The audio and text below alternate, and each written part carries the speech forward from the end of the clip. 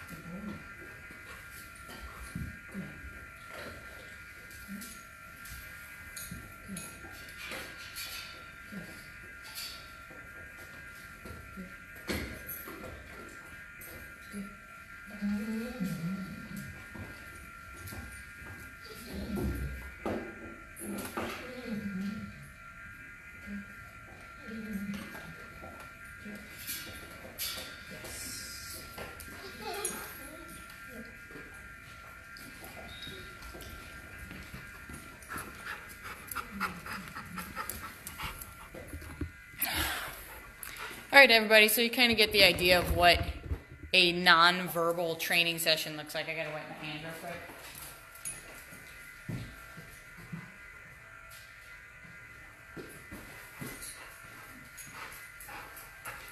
It's super, super important that we give context to our verbal words.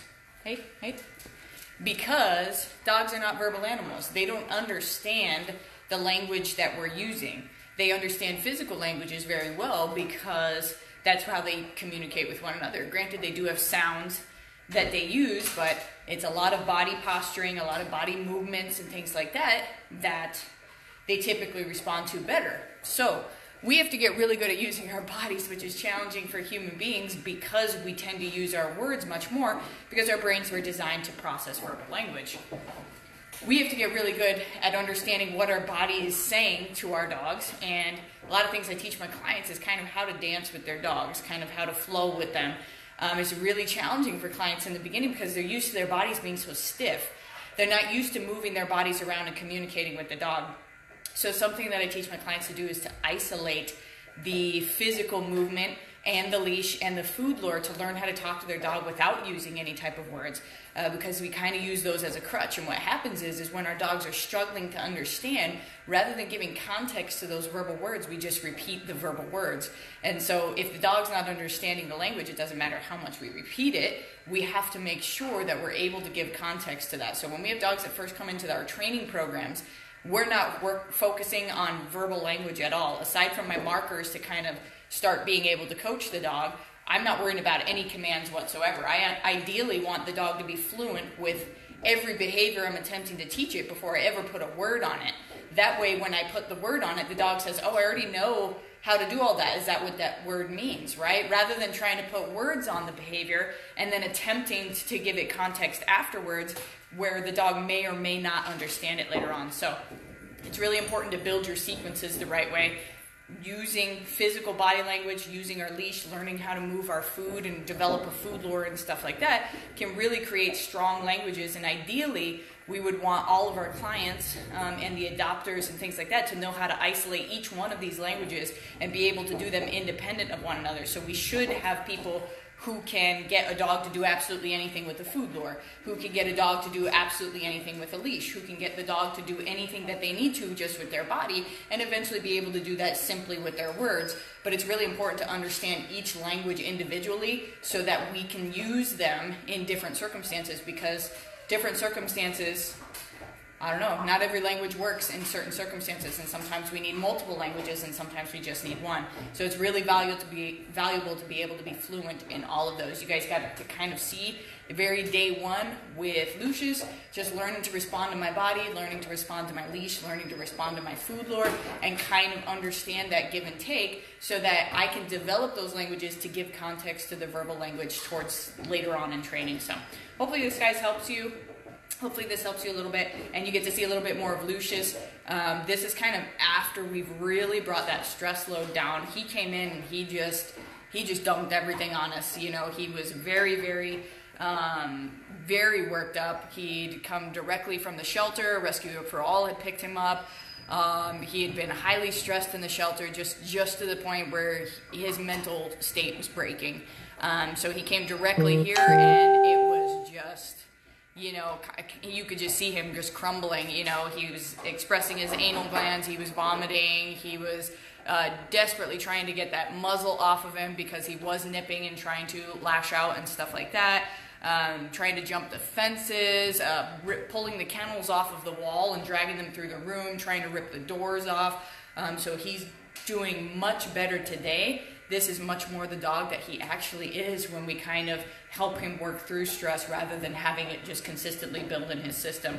So I kind of wanted to show you where he's at today so you folks can continue to share his story and help us hopefully find him a home by the end of his 6-week board and train with us. But this is Lucius. He'll probably have a different name coming up here soon. He doesn't really respond to that name very well, so we might give him something that's a little bit more fitting of his personality while we get to know him. So if you guys have name suggestions, go ahead and throw them out. I'd love to review them.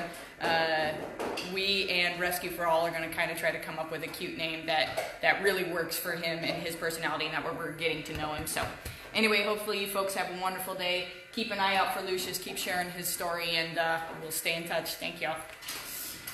All right, my boy. You're amazing.